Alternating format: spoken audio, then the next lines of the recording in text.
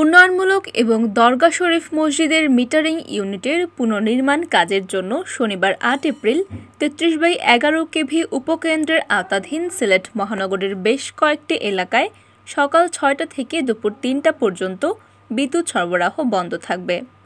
১১ KV MC college ফিডারের আওতাধীন কাজীটুলা, মক্তবগলি, কাহের মিয়ার গলি, চাশনিপীর মাজার এলাকা, গোয়াইটুলা, হাজারীবাগ আয়ে, হোসনাবাদ আয়ে, সৈয়দপুর, শাহী ঈদগাহ থেকে হার্ট ফাউন্ডেশন, টিবি গেট ও এর আশপাশের এলাকায় সকাল ৮টা থেকে দুপুর ৩টা পর্যন্ত বিদ্যুৎ সরবরাহ বন্ধ থাকবে।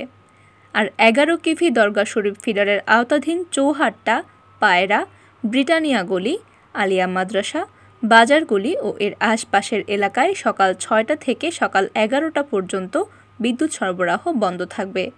বিষয়টি বৃহস্পতিবার ৬ এপ্রিল এক বিজ্ঞপ্তিতে জানিয়েছেন বিদ্যুৎ উন্নয়ন বোর্ড সিলেট বিক্রয় ও বিতরণ বিভাগ ১-এর নির্বাহী প্রকৌশলী মোহাম্মদ ফজলুল করিম।